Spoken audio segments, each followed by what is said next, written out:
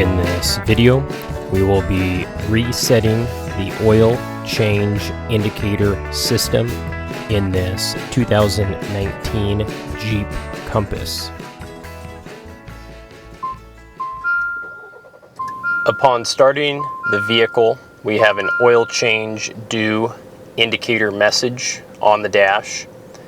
If you just change the oil, the indicator message will not turn itself off. We have to do this manually.